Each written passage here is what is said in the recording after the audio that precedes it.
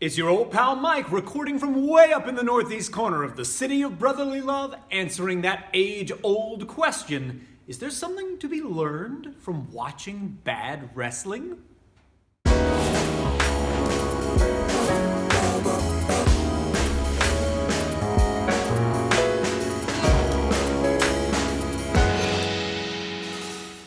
I'm Mike Quackenbush, and this is Till We Make It. Throughout my career, I have been really fortunate. I've worked in front of the cameras as a professional wrestler, referee, ring announcer, and commentator. And I've worked behind the scenes too, as a promoter, booker, agent, coach, and consultant.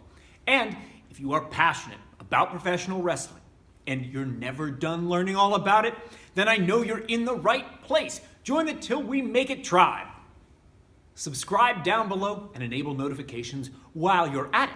To answer the question posed at the top of the program, yes, I think you can learn a lot from watching bad wrestling. But you've got to watch it not with your fan goggles on, but your analytical goggles. And just to head off the comments that I know are coming down below, I know what makes wrestling bad is completely subjective. There are matches out there that I love which end up derided all the time. And conversely, there are a couple critical darlings out there that everybody seems to rave about and I think are complete garbage. I think that the skills required to perform professional wrestling in a ring in front of an audience can all be divided up into one of three categories: the mechanical, the performative, and the structural. So in order to analyze a performance, you need to be able to look not at the exterior of the machine, not at the show itself. You've got to be able to look underneath the hood, see the nuts and bolts, understand the underlying architecture.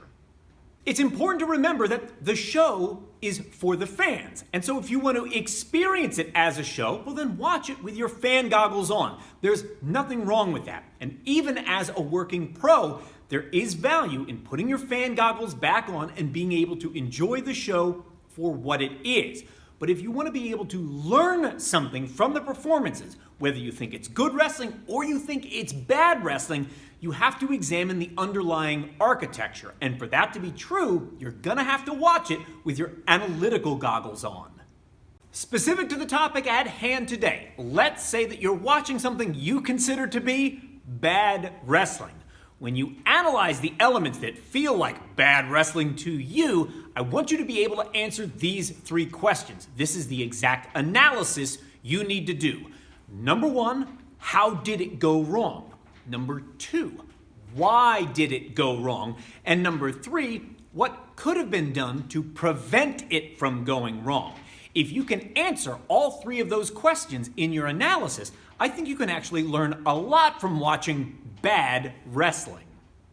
A point to further clarify this process for you. It is not enough to say things like, well, they blew that spot, or they botched that move.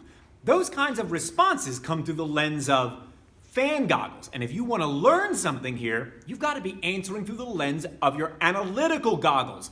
So look at the skill underneath these moments that you are analyzing and how those skills were either misapplied or not applied at all, resulting in that moment of bad wrestling. So, was someone's footwork incorrect? Did they choose the wrong bump for the moment? Maybe they didn't post properly. Maybe someone was out of position. But when you can articulate with that level of specificity, when answering the questions, how did it go wrong? Why did it go wrong? And what could have been done to prevent it from going wrong? Then there are valuable lessons to be learned no matter what kind of wrestling you're watching. Depending on your personal ability to stomach bad wrestling, this may or may not be an exercise you choose to engage with regularly. But is there something to be learned from the practice? Absolutely there is.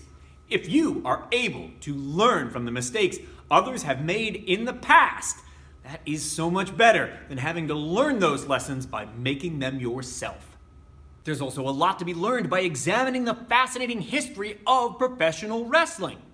Looking across 16 decades, I chose 6 unique threads which woven together create a complete tapestry of the sport we all love. And to dive right in, check out my newest audiobook, Pro Wrestling History, 6 Threads and 16 Decades, is ready for your ears right now.